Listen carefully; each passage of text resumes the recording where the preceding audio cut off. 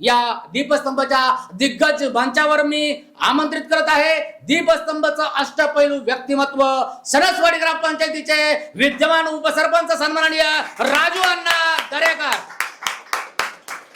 दीपस्तंभ अकॅडमी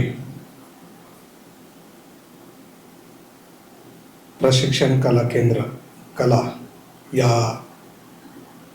माध्यमातून रवींद्र पवार सरांनी आपल्याला आमंत्रित केलं।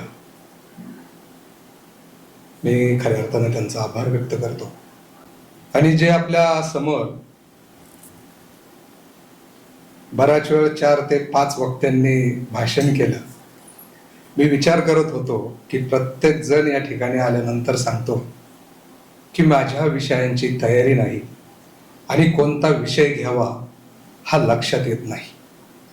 मी आपल्या सर्वांना सांगू इच्छितो की पवार सरांनी गेले अनेक दिवसापासून या व्याख्यानमालेची तुम्हा मला सर्वांना प्रगती आणि कशा पद्धतीने विषय घ्यायचा याची कल्पना आपल्याला दिली होती। या विषयावरती मला बोलत असताना या ठिकाणी आपण त्या क्लासमधून सांगितलं होतं की आपल्याला वक्ता घडवायचा आहे, त्या विषयावरती बोलायचं आहे। तरी सुद्धा इथे येऊन बोलत असेल तरीही खऱ्या अर्थानं मला प्रश्न पडलेला आहे की आपण दीपस्तंभचे क्लासचे विद्यार्थी आहोत, आपण सांगितलेल्या शिक्षकानं त्याचं पालन केलं की नाही। सॉरी त्याबद्दल, हे रेकॉर्डिंग होणार नाही आणि झालं असलं तर ते डिलीट करता येईल। आज आपण सर्वजण ऑफलाईन व्याख्यानमालेच्या 2026च्या कार्यक्रमाच्या निमित्ताने या ठिकाणी उपस्थित आहात। मी राजेंद्र सुदामराव दरेकर सणसवाडी गावचा उपसरपंच म्हणून आज त्या ठिकाणी काम करत आहे। माझा विषय आहे काल, आज आणि उद्या या विषयावरती मी बोलणार। आजकाल जिथं मस्तक टेकावं अशा नमस्काराच्या जागा हल्ली खूप कमी आहेत, पण ज्याचं नाव घेतल्यानंतर हे मस्तक नतमस्तक झाल्याशिवाय राहत नाही असे निश्चयाचे महामेरू बहुत जनांसी आधारू अखंड स्थितीचे निर्धारू श्रीमंत योगी। त्याचबरोबर ते काय सांगतात, चिंता नाही चिंतन करो, व्यथा नाही व्यवस्था करो, माझा चेहऱ्याचा रंग कोणता आणि कसा असेल हे मला माहीत नव्हतं, मी कोणत्या महान मातेच्या पोटी जन्म घेईल हेही मला माहीत नव्हतं, माझं नशीब हे माझ्या तळहातांच्या रेषांवरती अवलंबून नसून माझं नशीब हे माझ्या पिळदार मनगटांवरती अवलंबून आहे हे ओळखून या गुलामगिरीच्या वाळवंटामध्ये स्वतः संघर्ष करून स्वातंत्र्याचा महासागर निर्माण करून या रयतेला सुखी करण्यासाठी आणि तुमचं आमचं जीवन हे सर्वांचं चांगलं करण्यासाठी राजे छत्रपती शिवाजी महाराजांनी जन्म घेतला। आणि अशा छत्रपती शिवाजी महाराजांच्या पदस्पर्शाने पावन झालेल्या या ऐतिहासिक भूमीमध्ये आज आपण सर्वजण दीपस्तंभ अकॅडमीच्या माध्यमातून ऑफलाईनच्या 2026च्या व्याख्यानमालेच्या कार्यक्रमाच्या निमित्ताने आपण सर्वजण या ठिकाणी उपस्थित आहात। बंधू आणि भगिनींनो, माझ्यापेक्षा वयाने, मानाने, मनाने, अधिकाराने आणि विचार मोठे असलेल्या सर्व माझ्या बंधू आणि भगिनींनो, मी आज बोलत असताना सांगू इच्छितो की स्वातंत्र्याच्या अगोदर माणसाला आणि माणसाच्या कष्टाला किंमत नव्हती। जसं की माणसांपेक्षा दगडधोंड्यांना जास्त किंमत होती, भोजनाच्या पंक्तीला तर भलताच भाव आला होता, यापेक्षाही दगडधोंड्याला जास्त किंमत होती। जसं की नदीतल्या घोट्याला आणि गोट्यातल्या सेनाला अरे भलताच भाव आला होता। याच्यापेक्षाही मी परत त्या वाक्यावरती येईल की भोजनाच्या पंक्तीला तर भलताच भाव आला होता, 1 रुपयाचं नाणं एका जेवणाच्या ताटाप्रमाणे वाटत होतं। इथं खायला भाकर मिळत नव्हती, प्यायला पाणी मिळत नव्हतं, चालायला रस्ता मिळत नव्हता, अशी सर्वसामान्य माणसाची दयनीय अवस्था निर्माण झालेली असताना इथल्या गोरगरिबांची व्यथा आणि वेदना ऐकण्यासाठी इथला सर्वसामान्य माणसाचा कोंडल्याला श्वास मोकळा करण्यासाठी अंधारातून प्रकाशाकडे, अपयशातून यशाकडे, सुखाकडून दुःखाकडे अशा माध्यमातून तुम्हा मला सर्वांना प्रफुल्लित करण्यासाठी अनेक महापुरुषांनी आणि महामातांनी या पृथ्वी तलावरती खऱ्या अर्थानं जन्म घेतला. म्हणून आज आपण स्वतंत्र आणि स्वतंत्र आहोत हे मात्र सांगायला अभिमान आणि अभिमानाने वाटतं. या भारत देशाला, या भारत भूमीला हिंदू धर्माच्या आणि हिंदू संस्कृतीची मोठी परंपरा आहे. अनेक वर्षांची गौरवशाली या देशाला परंपरा असताना आपण प्रत्येक जण म्हणतो की हा देश कृषी प्रधान देश आहे. हे सत्य आहे. पण आज ज्या पद्धतीनं आपण अन्नधान्य खातो त्या पद्धतीनं पाहिलं तर आपण आज वेगळ्याच दिशेने चाललेलो आहोत हे मात्र या ठिकाणी सांगावं लागेल. आज विज्ञानाची प्रगती झाली, वेगवेगळ्या पद्धतीचं अवजडाच्या माध्यमातून खऱ्या अर्थानं दिशा आणि प्रगतीच्या दिशेने प्रत्येक जण चाललेला आहे. आज तुम्ही पाहत असेल की विज्ञानाची जरी प्रगती झाली असेल तरी त्या माध्यमातून आपली प्रगती स्वतःची झाली जरी असेल त्या अनुषंगानं आपली प्रगती झाली असं मला वाटत नाही. कारण एकीकडे विज्ञानाच्या माध्यमातून पाहत असताना, शिक्षणाच्या माध्यमातून पाहत असताना मोठा आवाजावा केला जातो की शिक्षण हे खूप मोठं आहे. पण एकीकडे दुसऱ्या अंगाने पाहिलं तर खऱ्या अर्थानं तुम्हाला जाणवत असेल की झपाट्यानं लोकसंख्या वाढत आहे. अन्याय, अत्याचार, भ्रष्टाचार या सगळ्याच्या मुळे प्रत्येकाचं जीवन मात्र गुंतागुंतीचं होत चाललेलं आहे. कारण एकीकडे कुटुंब पद्धत, एकत्र कुटुंब पद्धत लोप पावत चाललेली आहे. हम दो हमारे दो अशी परिस्थिती खऱ्या अर्थानं निर्माण होत चाललेली आहे. कारण जुनी घरं, जुनी वाडं जाऊन आज नवीन सोसायट्या निर्माण झालेल्या आहेत. या गृहनिर्माण क्षेत्राची प्रगती नक्कीच झाली, पण आपलीच माणसं आपल्यापासून दूर दूर चालली. हा विचार मात्र आपण कधी करत नाहीये. माणुसकी मात्र तुमच्या आमच्यातली हरवत चाललेली आहे. कुठं निहून तुला हा महाराष्ट्र एकेकाळी आपण प्रत्येकाच्या तोंडामधून ऐकत होतो, पण आज परिस्थिती असे की आपली माणसं मात्र आपल्यापासून दूर जात असताना कोणत्या अँगलने, कोणत्या सिच्युएशन मध्ये आपण जगत आहोत हे मात्र सांगता येत नाही. कारण तुम्ही एकेकाळी पाहिलं असेल तुमच्या आमच्या बाजूने असणारा जो वयोवृद्ध माणसं होती ती कधीतरी ऐकायला मिळायची आपल्याला की हा एक ठिकाणी झालेला अंत आहे किंवा एकडचा व्यक्ती गेलेला आहे. पण आज केव्हाही व्हॉट्सअप उघडलं तर तुम्हाला आवर्जून 2-3 फुलं दिसली तर कुणाचं काहीतरी उद्योग झालेला असेल किंवा कोणती अडचण आलेली असेल.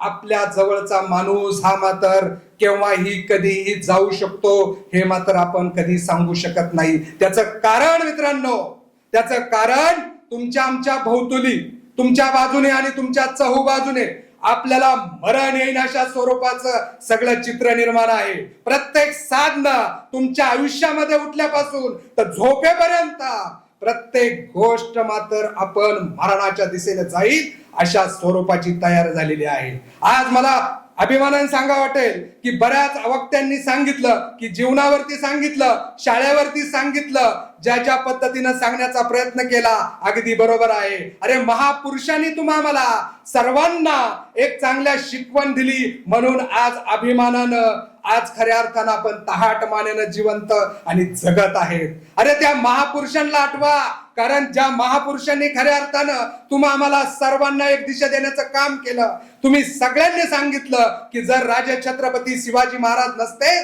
तर आज तुमची आमची काय परिस्थिती निर्माण झाली असती. हे सत्य आहे. पण आपण विसरतोय, आपल्या आई वडिलांना विसरतोय, आपल्या शेजाऱ्यांना विचारतोय, आपल्या नातेवाईकांना विचारतोय. मान्य आहे की प्रगतीच्या दिशेने हा देश चाललाय, प्रगतीच्या दिशेने माणूस चाललाय, पण आपलीच माणसं आपल्या बरोबर नाही याचं मात्र तुम्ही विचार करा. अरे बाहेरची 100 असली आणि घरातला एक माणूस जर तुमच्या बरोबर असेल तर तो 100च्या बरोबर असतो. प्रत्येकाचं दुःख वेगळं असेल, प्रत्येकाचं सांगण्याची पद्धत वेगळी असेल, पण त्याला सामावण्याचा प्रयत्न मात्र तुम्ही केला पाहिजे.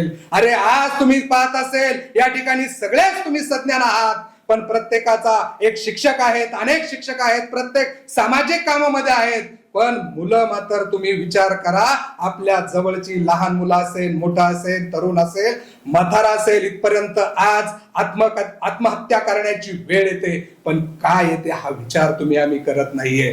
कारण त्याच्याकडे मानसिकतेचा समजून सांगणारं साधन कमी झालेलं आहे. त्याला एकटेपणा जास्त प्रमाणात जाणवत आहे. त्याला समजून सांगणारी संख्या कमी पडलेली आहे.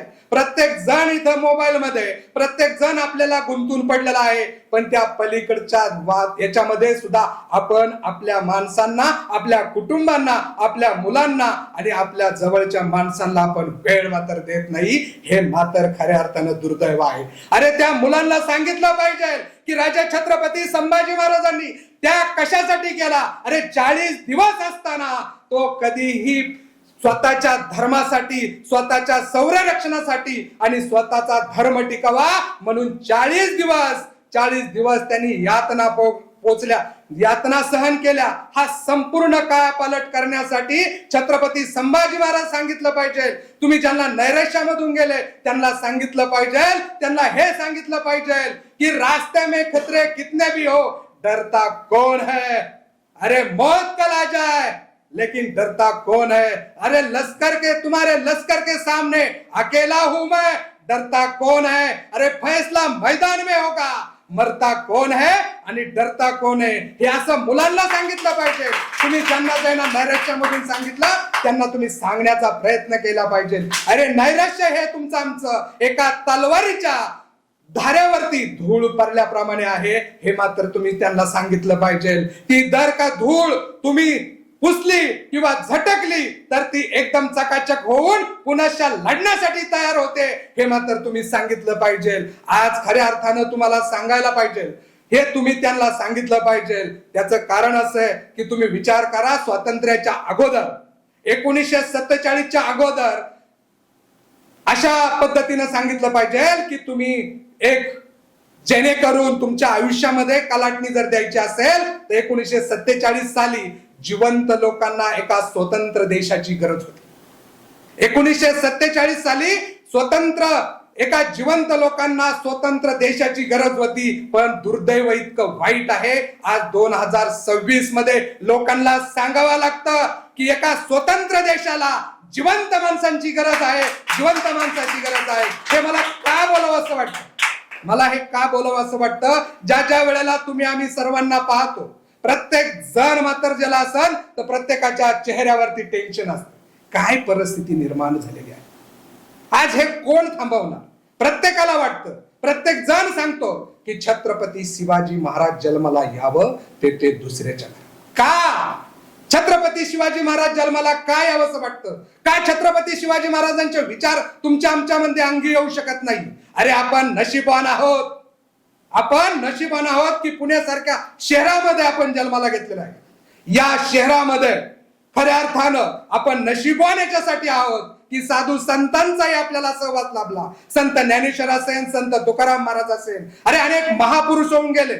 छत्रपती संभाजी महाराजांचा, छत्रपती शिवाजी महाराजांचा याच भूमीमध्ये जन्म झालेला आहे. किती पावन भूमी आहे ही जन्मभूमी. मग हे सगळ्यांना सांगितलं पाहिजे की ते जर शूरवीर, ते जर साधू संत होऊ शकतात तर तुम्ही आम्ही का होऊ शकत नाही. जर त्यांच्याकडे सामर्थ्य आहे तर तुमच्याकडे बळ का येऊ शकत नाही. तुमच्याकडे जर कष्ट करण्याची क्षमता असेल तर तुम्ही का सामर्थ्य बनवू शकत नाही. हे मात्र आपण आता सांगायला आलं पाहिजे. मान्य आहे की तुम्हा आम्हाला सर्वांना स्त्रीला सुद्धा समान अधिकार दिलेला आहे, पण स्त्री ही जगाची सुद्धा पोशिंदा आहे. हे मात्र आपण मानायला पाहिजे. आज राजमाता जिजाऊ नसती तर छत्रपती शिवाजी नसते, हे त्यांना सांगावं लागेल. अरे छत्रपती संभाजी महाराज सुद्धा त्यांच्याच पोटी जन्माला घेतले होते आणि छत्रपती शिवाजी महाराज सुद्धा त्यांच्याच पोटी जन्म घेतले होते. पण संस्काराची ज्याच्या मागे शिदुरी होती तेच खरं श्रेष्ठ झाले, ते सर्वश्रेष्ठ झाले. म्हणूनच नंतरही त्यांच्या काळामध्ये छत्रपती संभाजी महाराजांच्या जन्माला आले, त्यांच्या पोटी जन्म घेतला. म्हणून आज खऱ्या अर्थानं धर्म टिकला, म्हणून आज धर्म टिकला. आज काय परिस्थिती निर्माण, हे मला सांगावंसं का सारखं वाटतं. की जेणेकरून तुम्ही तुमच्या स्वतःला प्रश्न विचारित नाही, आपण आपले प्रश्न दुसऱ्याला विचारतो. अरे आपण प्रश्न पहिल्यांदा स्वतःला विचारलं पाहिजे की जेणेकरून तो चांगला प्रश्न आहे का वाईट याचं उत्तर दुसऱ्याकडून घेण्यापेक्षा आपण स्वतः आत्मसात केलं पाहिजे, की आपण स्वतःशी बोललं पाहिजे की आपण सक्षम आहोत, आपल्या असणाऱ्या त्रुटी आपण जाणून घेतल्या पाहिजे आणि आपण योग्य मार्गाने चाललो की नाही त्याला पहिल्यांदा आत्मसात केलं पाहिजे. कारण ज्या वेळेला तुम्ही तुमच्या आयुष्यामध्ये पुस्तकी ज्ञानामधून शिकत असताना, हे तुम्ही शिकत असताना आणि शिकवत असताना लोकांनी मात्र तुम्ही आवर्जून तुमच्याकडे आवर्जून पाहिलं पाहिजे, या अनुषंगाने लोकांना तुम्ही मार्गदर्शन केलं पाहिजे. त्याचं कारण असं आहे की प्रत्येकाकडं तूच आहे तुझ्या जीवनाचा शिल्पकार, या अनुषंगाने प्रत्येकाला सांगितलं पाहिजे. मी माझं कुटुंब असो किंवा दुसऱ्याचं कुटुंब असो, सुखी कसं राहता येईल, सुख कशामध्ये आहे. अरे जीवन खूप सुंदर आहे, फक्त जीवन जगण्याची कला मात्र त्यांना लक्षात आली पाहिजे आणि त्याच अनुषंगाने प्रत्येकाने जीवन मात्र जगलं पाहिजे. अरे एका रात्रीमध्ये पैशाचा कागद झाला, एका रात्रीमध्ये पैशाचा कागद झाला, पण तरी आपण सर्वजण त्याच पैशा पाठीमागे लागलेलो आहोत, त्याच पैशा मागे लागलेलो आहोत. अरे कशासाठी तुम्ही आम्ही करत आहात, हे सर्व नाशवंत आहे याची कल्पना जरी तुम्हाला आहे तरी सुद्धा तुम्ही तशाच पद्धतीनं तुम्ही जगत आहात, हे मात्र दुर्दैव आहे. अरे पैसे हे तुमच्या आयुष्यभरासाठी मित्र होऊ शकत नाही, पण मित्र कमावलेले तुमच्या आयुष्यभरासाठी धन दौलत होऊ शकतात. हे सातत्यपूर्ण मी लोकांना सांगतो आणि मी सुद्धा ते आत्मसात करतो. कारण कमावलेली संपत्ती तुम्हाला शेवटपर्यंत साथ देऊ शकत नाही, पण कमावलेले मित्र मात्र तुम्हाला आयुष्यभर साथ देतात, हे मात्र याच्यामध्ये नक्कीच आहे. म्हणून सांगू इच्छितो तुम्हाला, अरे आयुष्यामध्ये जीवन जगत असताना ह्या क्लासने मला खूप दिलं, मला ह्या तुमच्या सज्जनाने खूप दिलं, मला पवार सरांनी सुद्धा खूप दिलं आणि या मातेने सुद्धा मला खूप काही दिलं. पण आज त्या मातेची मला आठवण आवर्जून येते, ज्या पूर्वीही वक्त्यांनी सांगितलं की मला कशा पद्धतीने अशा वक्त्यानं या कुटुंबाने मला खूप दिलं, या समाजाने मला खूप दिलं. म्हणून मला समाजाच्या माध्यमातून खऱ्या अर्थानं सांगावं असं वाटतं की आयुष्यामध्ये तुम्ही जीवन जगत असताना कसे जगता याला जास्त महत्व आहे. कारण तुमच्या भोवतीलचं वातावरण दिवसेंदिवस खूप गढूळ होत चाललेलं आहे, अरे सगळे सुधारण्यापेक्षा स्वतः आपण सुधारल्यानंतर समाज सुधरेल. हा जर त्याच्यामध्ये नसेल तर तो उपयोग काही नाही. येणाऱ्या काळात जर तुम्हाला उद्रेक पाहायचा नसेल तर तुम्ही स्वतः सुधारलं पाहिजे. कारण तुमच्या आयुष्यामध्ये जीवन जगत असताना अनेक प्रसंग आपण पाहिलेले आहेत. अरे या माणसाचं, पवार सरांचं खऱ्या अर्थानं आम्ही उपकार मानले पाहिजे. कारण इथं शिक्षक आहे, जबाबदारीने मी बोलतो. एका इंजिनियर कडून चूक झाली तर ती इमारत ढासळेल. एका डॉक्टरांकडून चूक झाली तर ते पेशंट दगावेल. पण एक व्यक्ती, एका शिक्षकाकडून जर एक चूक झाली तर त्याचं आयुष्य आणि कितीतरी पिढ्या बर्बाद होतील, हे वाक्य मात्र या ठिकाणी ऐकायला मिळालं.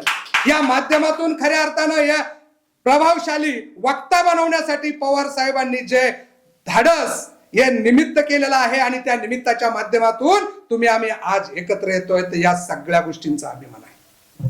कारण या अभिमान बाळगत असताना तुम्हाला एक आवर्जून सांगावं लागेल, त्या गोष्टी सांगावं लागेल की जोपर्यंत तुमचा ध्येय आहे, तुम्ही जोपर्यंत या पृथ्वी तलावरती आहे, तोपर्यंत माणसाला माणूस म्हणून जगण्याचं काम केलं पाहिजे. अरे राजा छत्रपती शिवाजी महाराज असो किंवा अनेक महापुरुष असो, त्यांनी सांगितलेलं आहे की आपला माणूस आपल्यासाठी, माणसातला माणूस माणसासाठी जीवाभावाची माणसं तयार करा आणि तुम्ही फौज तयार करा. फौज ती विचारांची करा, तुम्हाला लढण्यासाठी नाही तर समाज घडवण्यासाठी प्रयत्न केला पाहिजे. आज ज्या परिस्थितीमध्ये आम्ही सर्वजण आहात, हे सगळ्यांसाठी तुम्ही सांगा, अरे जगतोय कशासाठी, जगणार कशासाठी. कारण अरे जगावे कशासाठी हा खरा मोठा प्रश्न आहे. कारण तुम्ही तर तुमचा आणि माझा जन्म फक्त भोजन आणि भजन करण्यासाठी नाही, तर चांगलं कार्य, चांगलं कर्तृत्व करण्यासाठी आहे, हे मात्र आपण विसरत चाललेलो आहोत. पण दुर्दैव इतकं वाईट आहे की चांगल्याच माणसाला वाईट वृत्तीमुळं, वाईट माणसांमुळं खऱ्या अर्थानं आपल्याला त्रास होतो. पण करणार काय, ह्या सगळ्या गोष्टीतून वेळ जशी जशी निघून जाते, वेळ जशी जशी पुढे जाते, प्रत्येक प्रश्नाला उत्तर मिळतं, म्हणून त्यांनाही मिळतं. परिस्थिती सगळी सावरून जाते. आज पहा तुम्ही, आज आमच्या शारदाताई गेल्या, पण ह्या कुटुंबानं तुम्हा आम्हाला सर्वांना एकत्र आणण्याचं काम केलं. आज हे किती मोठं कार्य आहे. हे देवाचं कार्य म्हणून आज हे तुम्हा आम्हाला सर्वांना एक दिशेने योग्यने चाललेलं आहे. पण त्यांनी कधीही बाळगलं नाही की मी दुःखात आहे, मी दुःखाच्या पलीकडे जाऊन माझा जे मित्र आहे हे माझा आहे. पण त्यांनी सांगितलं दीपस्तंभ हे माझं कुटुंब आहे, त्या कुटुंबातले प्रत्येक व्यक्ती माझा सभासद आहे, आणि त्या कुटुंबाला साठी आणि कुटुंबातल्या प्रत्येक व्यक्तीसाठी मला काम करायचे. म्हणूनच आज खऱ्या अर्थानं धाडसानं हे कुटुंब उभं आहे. या सर्व कुटुंबातले तीनही सदस्य तुम्हाला आम्हाला घडवण्यासाठी काम करतात. म्हणून मी जाता एवढंच सांगेल की तुम्ही समाजामध्ये जात असताना सांगा लोकांना, अरे जगावे कसे मी आणि कशासाठी जगावं हे मात्र सांगायला आवर्जून विसरू नका. कसे जगावे या दुनियामध्ये सांगत असताना तुम्ही आमच्यामध्ये जीवन जगत असताना तुम्ही आयुष्यभर जगा. कसे जगावे दुनियामध्ये आव्हानाचे लावणात तर नजर रोखुनी नजरेमध्ये आयुष्याला द्यावे उत्तर. अशा पद्धतीने जगलं पाहिजे. आणि पुढे जाऊन सांगावंसं वाटतंय की तुम्ही आयुष्यामध्ये जगत असताना करून जावे असे काही, या दुनियेमधून जाताना जगास गैवर यावा निरोप शेवटचा घेताना. शब्द कठोर त्या काळाचेही क्षणभर व्हावे कातर नजर रोखुनी नजरेमध्ये आयुष्याला द्यावे उत्तर. अशा पद्धतीने जगलं पाहिजे आणि तुम्ही तुमच्या आयुष्याला एक कलाटणी द्यायचं पाहिजे. ह्या सगळ्या गोष्टी करत असताना एक तुम्ही उभ्या आयुष्यामध्ये एक खूप महत्वाच्या गोष्टींना सामोरे जात असताना आपण ह्या सगळ्या गोष्टी जीवन जगतो, पण आपण आपल्या कुटुंबाकडे लक्ष देत नाही. आणि कुटुंबाकडे लक्ष देत असताना जगाचं मरू द्या, आपण आपले कुटुंब पहिले वाचवा. आज प्रत्येक तालुक्यातून प्रत्येक जिल्ह्यातून या ठिकाणी तुम्ही आलेला आहात आणि या ठिकाणी येत असताना पवार सरांबद्दल आत्मीयता, तुमच्या आमच्याबद्दल आत्मीयता म्हणून या ठिकाणी आलेला. या सगळ्या गोष्टी करत असताना हे प्रेम, हे आपुलकी, ही श्रद्धा, हे सगळं टिकलं पाहिजे. समाजामध्ये काही नाहीये, शेवट एक ना एक दिवस कितीही कमवा शेवट 0 आहे हे सर्वांना सांगा. आणि जीवन जगत असताना या सगळ्या गोष्टी चालल्या पाहिजे. आणि सर्वात महत्वाची गोष्ट जाता एवढंच सांगेल, असे जगावे दुनियामध्ये सांगत असताना मी माझ्या कुटुंबामध्ये एकूण 14 लोक आहेत. मी त्याच्या कुटुंबामधला एक प्रमुख म्हणजे थोरला आहे. मी माझं कुटुंब चालवत असताना खूप असे त्याग केलेले आहेत. माझं कुटुंब एकत्र ठेवण्यासाठी मी अहोरात्र कष्ट केलेले आहेत. मी खूप गरीब घरातून पहिलं जन्माला आलेलो असताना मी माझ्या कुटुंब एकत्र करण्यासाठी रात्रंदिवस कष्ट केलेले आहे. या कुटुंबातले कोणी आले घरी नाही मला माहित नाहीये, पण मी घराला दुसरा दरवाजा सुद्धा ठेवलेला नाहीये.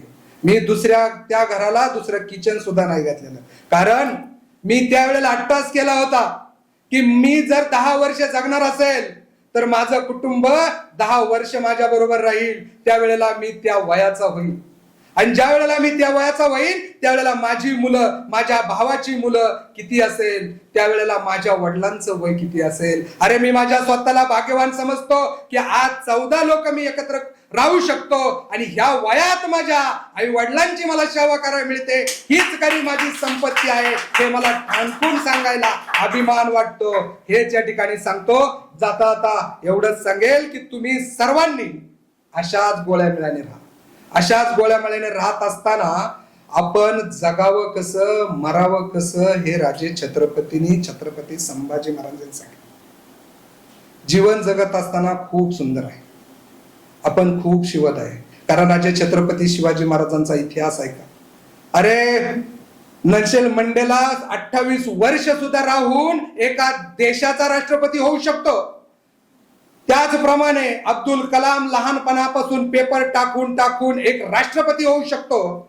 त्याच पद्धतीनं जर महात्मा गांधी आयुष्यभर शांततेचा प्रतीक राहून प्रत्येक नोटीवरती नोट छापून नोटेवरती जर त्यांचा फोटो छापू शकतो तर आयुष्यात कोणतीच गोष्ट अशक्य नाही. याच दालनामध्ये मी सांगितलं होतं, nothing impossible in the world. या जगामध्ये अशी कोणती गोष्ट नाहीये की ती आपण करू शकत नाहीये. फक्त तुम्ही संवाद साधा आणि संवादाच्या माध्यमातून तुम्ही फक्त जीवन जगा. कोणाशी भांडत असेल तर दुसऱ्या दिवशी संवाद साधायला लागा. ही परिस्थिती आज निर्माण आहे. काय भविष्य काळ तुमच्यामध्ये नेऊन ठेवलेला आहे हे मात्र सांगता येत नाही. भविष्य काळ तुमच्यामध्ये आहे. सांगतात की त्या ठिकाणी आयुष्यभर तुम्ही जीवन जगत असताना एक जीव तुम्ही मात्र जगला पाहिजे. हे या ठिकाणी सांगतो. व्यासपीठाने मला बोलण्याची संधी उपलब्ध करून दिली त्याबद्दल मी तुमच्या सर्वांचा आभार व्यक्त करतो. जय हिंद, जय महाराष्ट्र.